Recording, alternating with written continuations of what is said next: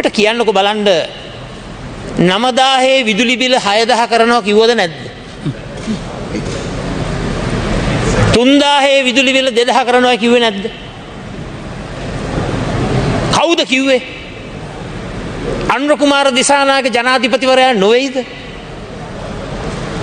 133කින් විදුලි බිල අඩු කරනවා කිව්වද නැද්ද? ඇත්ත වශයෙන්ම කිව්වා. ඒ කියපු දේවල් ඩිලීට් කරන්න බෑ. ඒ කතා ඔක්කොම තියෙනවා, රූපරාම ඔක්කොම තියෙනවා. එතකොට 133කින් විදුලි බිල අඩු කරනවායි කියලා දැන් කියනවා 118කින් වැඩි කරන්න ඕනේ. මොකද මේකට හේතුව? අනුර කුමාර දිසානායක ජනාධිපතිවරයාගේ රජය, ඒ දේශපාලන පාර්ශවය ජනතාවට ලබා දුන්නු පොරොන්දුවක් තමයි පැවතුණු IMF ගිවිසුම ඒ යෝජනා වෙනස් කරනවයි කියලා. DSA එක වෙනස් කරනවයි කිව්වා. පොහොසත් රටක් ලස්සන ජීවිතයක් කියන ප්‍රතිපත්ති මාලාවක තියෙනවා.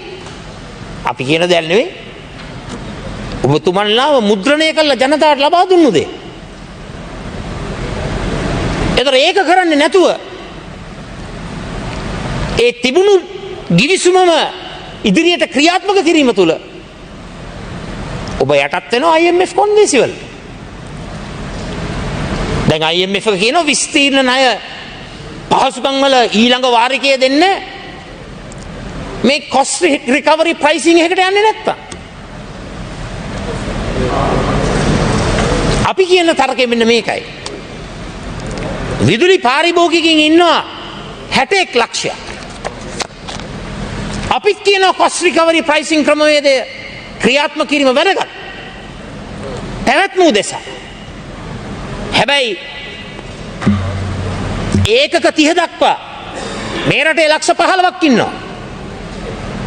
ඒකක 60 දක්වා විදුලි පාරිභෝජනයේ තවත් ලක්ෂ 16ක් ඉන්නවා.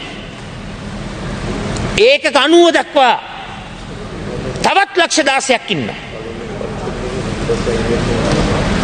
ඔක්කොම ලක්ෂ 47ක්. මේ පොඩි මිනිස්සු වෙනුවෙන් මේ ලක්ෂ 47 වෙනුවෙන්